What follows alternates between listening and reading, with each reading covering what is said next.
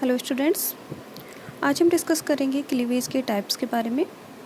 जैसा कि आप जानते हैं, क्लीवेज या विदलन वह प्रक्रिया है जिसके द्वारा निषेचित जो एग होता है वह बार बार समसूत्र विभाजन की क्रिया के द्वारा बिना आकार में वृद्धि की अनेक कोशिकाओं में बढ़ जाता है। इस क्रिया को हम क्लीवेज या सेगमेंटेशन के नाम से जानते हैं। जैसा कि आप सभी जानते हैं कि सेगमेंटेशन या माइटोसिस के द्वारा जो जाइगोट है वह बहुत सारे ब्लास्टोमेयर्स के अंदर डिवाइड हो जाता है। ये जो ब्लास्टोमेयर्स होते हैं एक विशेष प्रतिरूप में व्यवस्थित रहते हैं।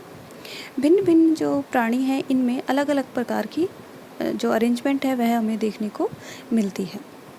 जो एनिमल्स होते हैं इनमें निम्नलिखित जो प्रकार हमें सामने दिखाई दे रहे हैं, इस प्रकार के प्रतिरूप देखने को मिलते हैं।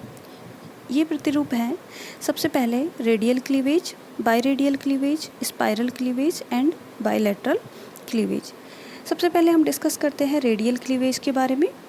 यह जो क्लीवेज है यह ड्यूटेरोस्टोम जो एनिमल्स होते हैं इनके अंदर देखने को मिलता है। इकाइनोडर्म्स में मेनली इस तरह का जो क्लीवेज है वह देखने को मिलता है। ये इसमें क्या होता है कि जो विदलन होता है वह एक दूसरे के परपेंडिकुलर होता है। जो सेल्स हैं उनके परपेंडिकुलर पैटर्न में विदलन हमें देखने को मिलता है तथा जो ध्रुवीय अक्ष जो होता है उसके चारों ओर हमें रेडियल सिमेट्री देखने को मिलती है।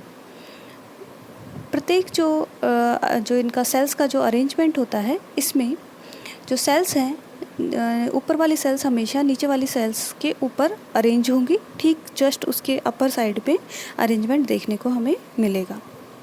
सेकंड है बाइरेडियल क्लीवेज। यह क्लीवेज हमें टीनोफोर्स में देखने को मिलता है। इस प्रकार की क्लीवेज में क्लीवेज जो पैटर्न है इसके अंदर जो फर्स्ट दो विभाजन तल होते हैं ये तो रेखांकित होते हैं और थर्ड जो होता है वह क्या होता है, उदग्र होता है। और इस तरह से टोटल 8 ब्लास्टोमेयर्स का यहाँ पे निर्माण होता है और ये 4-4 की 2 कतारों के अंदर ये ब्लास्टोमेयर्स अरेंज होते हैं। थर्ड है स्पाइरल क्लीवेज। यहाँ पे एक देखिए आपके सामने एक डायग्राम दिया हुआ है। ये रेडियल क्लीवेज इन सी कुकुम्बर के अंदर दिखाया हुआ है। यहाँ पे 2 सेल स्टेज देखने को मिल रही है आपको और इसके बाद में 4 सेल स्टेज।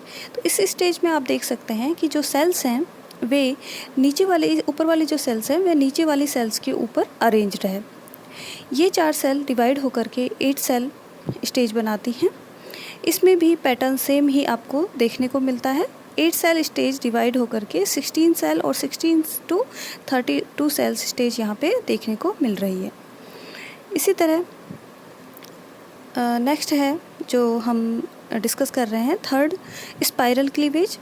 स्पाइरल जो क्लीवेज है हमें प्रोटोस्टोम एनिमल्स में देखने को मिलता है। यह स्लाइटली कैसा होता है, ओबेक टाइप का जो क्लीवेज होता है। यह जो रेडियल क्लीवेज है इसी का एक रूपांतरण होता है। यह हमें एनालिड्स मोलस्का के अंदर देखने को मिलता है। इस प्रकार के जो विदलन प्रतिरूप के परिणाम स्वरूप बने जो ब्लास्टोमेयर्स होते हैं ये पोलर एक्सिस के चारों ओर स्पाइरल जो अरेंजमेंट है उसमें व्यवस्थित रहते हैं। एक जो सोपान होता है उसका प्रत्येक ब्लास्टोमेयर नीचे वाले सोपान के ब्लास्टोमेयर के कॉन्टैक्ट जो साइट है उसके ऊपर स्थित होता है। जो डायग्राम है इसमें भी आप देख सकते हैं। यहाँ पे ए में आपको 4 सेल स्टेज नज़र आ रही है और जो बी है यहाँ पे 8 सेल स्टेज है। तो जो 8 सेल स्टेज है इसमें आप देख सकते हैं कि ऊपर वाले जो सेल्स हैं ये नीचे वाली सेल्स की जो कॉन्टैक्ट साइट है, जो 2 सेल्स के मिलने से जो खांच डेवलप होती है उस खांच के ऊपर इनका अरेंजमेंट देखने को मिलता है। जो स्पाइरल क्लीवेज है इसमें जो ब्लास्टोमेयर्स है इसके घूर्णन के आधार पर, इसके रोटेशन के आधार पर यह 2 तरह का होता है क्लीवेज। एक तो होता है डेक्स्ट्रल स्पाइरल क्लीवेज। इस क्लीवेज के अंदर जो रोटेशन है वह राइट हैंडेड क्लॉकवाइज देखने को मिलता है। वहीं दूसरा है सिनिस्ट्रल स्पाइरल क्लीवेज। इसमें जो घूर्णन है वह लेफ्ट हैंडेड या एंटी क्लॉकवाइज हमें घूर्णन देखने को मिलता है। नेक्स्ट 4th टाइप है बाइलेटरल क्लीवेज पैटर्न। ये भी जो रेडियल क्लीवेज है उसी का एक रूपांतरण है। इसमें क्या होता है, जैसा कि आप जानते हैं एग में दो पोल मिलते हैं, एक होता है एनिमल पोल और दूसरा वेजिटल पोल।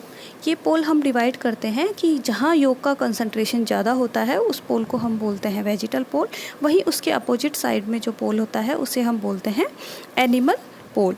तो यहाँ पे जो बायलैटरल क्लीवेज है इसमें जो सेल्स का डिवाइडेशन है वह कुछ इस प्रकार से होता है कि दो प्रकार के ब्लास्टोमियर्स हमें देखने को मिलते हैं।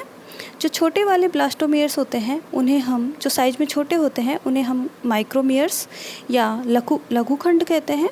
वहीं जो साइज में बड़े होते हैं ब्लास्टोमियर्स उन्हें हम मैक्रोमियर्स कहते हैं।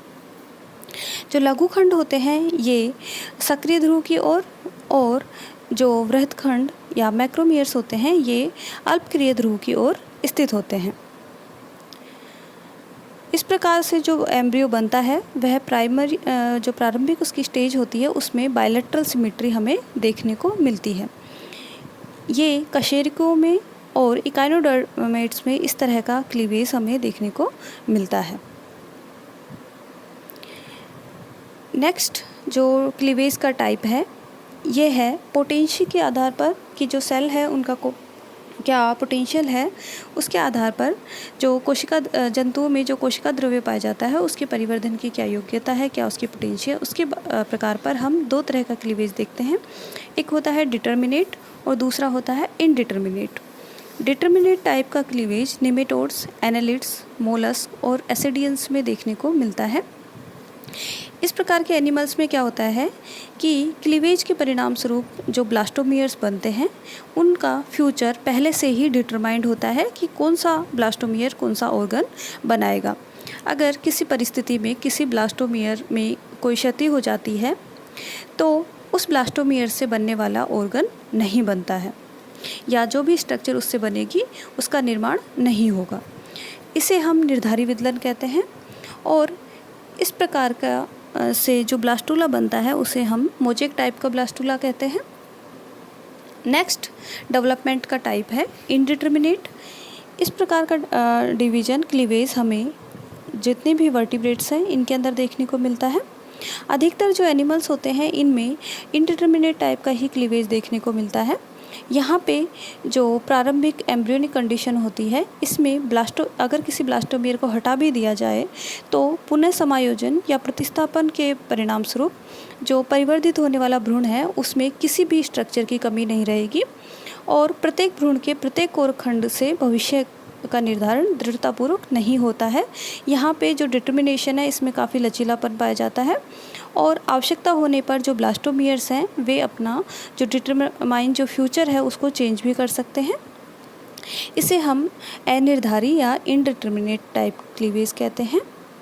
इस प्रकार के परिवर्धन को हम रेगुलेटिव डेवलपमेंट कहते हैं। नेक्स्ट है टाइप, जो क्लीवेज का टाइप है यह योग के अमाउंट और डिस्ट्रीब्यूशन के बेस पर डिवाइड किया गया है। पहला है cleavage holoblastic cleavage and second है मीरोब्लास्टिक क्लीवेज। तो देखिए जो होलोब्लास्टिक क्लीवेज होता है ये किस प्रकार होता है कि इसमें जो विदलन खाँच होती है ये जाइगोट के या ब्लास्टोमियर्स को पूर्णतया से क्या करती है, विभक्त करती है और अगर हम रोटर सेल्स को अलग करना चाहें तो बिना इनमें किसी भी डैमेज के हम इनको अलग कर सकते हैं। इस प्रकार के जो क्लीवेज होता है इसमें जाइगोट पूरी तरह से 1 से 2 कोशिकाओं में विभक्त हो जाता है। जो क्लीवेज है इसके पैटर्न के आधार पर होलोब्लास्टिक क्लीवेज को हम 2 तरह से देखते हैं। एक तो होता है इक्वल होलोब्लास्टिक और दूसरा है unequal holoblastic cleavage. Equal holoblastic cleavage हमें एम्फिओक्सिस, मार्सुपियल्स और प्लेसेंटल जो मैमल्स होते हैं इनके अंदर देखने को मिलता है। इस प्रकार का जो क्लीवेज होता है इससे बनने वाले सभी जो ब्लास्टोमियर्स होते हैं ये सभी समान आकार के होते हैं। इस तरह का क्लीवेज हमें मेनली जो एलेसिथल एपीतकी एग और माइक्रोपीतकी जो एग माइक्रोलेसिथल जो एग होते हैं उनके अंदर हमें देखने को मिलता है। एलेसिथल एग से आप जानते हैं जिनमें योग एब्सेंट हो, दूसरा माइक्रोलेसिथल जिनमें सूक्ष्म मात्रा में योग प्रेजेंट हो। इस तरह के एग्स में हमें इक्वल होलोब्लास्टिक क्लीवेज देखने को मिलता है। सेकंड क्लीवेज है होलोब्लास्टिक का ही सेकंड टाइप है अनइक्वल होलोब्लास्टिक क्लीवेज। यह क्लीवेज हमें लोअर फिशेस एम्फीबियंस में देखने को मिलता है। मेनली जो मीसोलेसिथल या मॉडरेटली टीलोलेसिथल जो एग्स होते हैं इनके अंदर इस प्रकार का जो क्लीवेज होता है ये मिलता है। मीसोलेसिथल एग से आप समझते हैं कि जिनमें मॉडरेट अमाउंट में योग प्रेजेंट हो उन्हें हम बोलते हैं मीसोलेसिथल एग्स। इस प्रकार के जो विदलन होते हैं ये होलोब्लास्टिक क्लीवेज के फलस्वरूप जो ब्लास्टोमेर्स का निर्माण होता है ये परिणाम में क्या होते हैं, असमान होते हैं। और इस प्रकार के विदलन के परिणाम स्वरूप जो ब्लास्टोमेर्स बनते हैं ये कुछ आकार में छोटे होते हैं व कुछ साइज में बड़े होते हैं। जो साइज में छोटे ब्लास्टोमेर्स होते हैं उन्हें हम माइक्रोमियर्स के नाम से जानते हैं और जो साइज में बड़े होते हैं उन्हें हम मैक्रोमियर्स या मेगामियर्स कहते हैं। लोअर फिशेस और एम्फीबियंस में इस तरह का जो क्लीवेज है वह हमें देखने को मिलता है। सेकंड जो टाइप है अमाउंट योग के अमाउंट और डिस्ट्रीब्यूशन के बेस पर वह है मीरोब्लास्टिक क्लीवेज।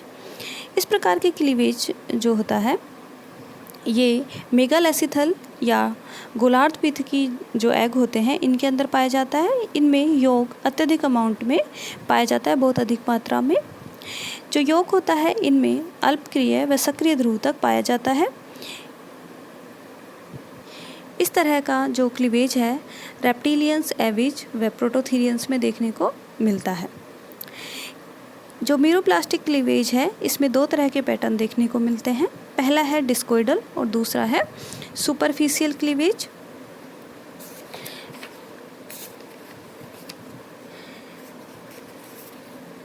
जो डिस्कोइडल क्लीवेज होते हैं यह इलेस्मोब्रैंक और बोनीफिशिस में देखने को मिलता है, रेप्टाइल्स में, बर्ड्स में और मोनोटर्म्स जो एग्स होती हैं इनके अंदर हमें इस तरह का जो क्लीवेज है वह देखने को मिलता है। तो यहाँ पे क्या होगा कि जो ब्लास्टोमियर्स हैं ये एक डिस्क की शेप में क्या होंगे, अरेंज होंगे एग के एक साइड में। वहीं जो सुपरफिशियल क्लीवेज जो कि ऑर्थ्रोपोड्स मेनली इंसेक्ट्स के अंदर जो हमें देखने को मिलता है इसमें क्या होता है कि जो लार्ज अमाउंट में जो योग है वह सेंटर में सिचुएटेड होगा और जो एग की आउटर पेरिफेरी है यहाँ पे जो सेल्स हैं ये डिवाइड होंगे और इस तरह का जो क्लीवेज है ये जो सरफेस है एग का जो चारों तरफ का जो एरिया है वहाँ पे सेल्स हमें देखने को मिलेगी। इसे हम सुपरफिशियल क्लीवेज कहते हैं। इस प्रकार हमने आज के जो लेक्चर है इसमें क्लीवेज के पैटर्न्स देखे। पहला जो ब्लास्टोमियर्स हैं उनके अरेंजमेंट के बेस पे हमने रेडियल, बाइरेडियल, स्पाइरल और बाइलेटरल क्लीवेज को देखा। सेकंड है जो क्लीवेज का जो भविष्य निर्धारण की जो क्षमता है उसके आधार पर हमने दो तरह के क्लीवेज पैटर्न देखे। पहला डिटर्मिनेट और दूसरा एडिटर्मिनेट, निर्धारी व अनिर्धारी हमने क्लीवेज देखा। थर्ड जो टाइप हमने डिस्कस किया वह था अमाउंट, योग के अमाउंट और डिस्ट्रीब्यूशन के बेस पर। इसमें होलोब्लास्टिक पूर्णभंजी व सेकंड मीरोब्लास्टिक अंशभंजी विदलन हमने डिस्कस किया। धन्यवाद।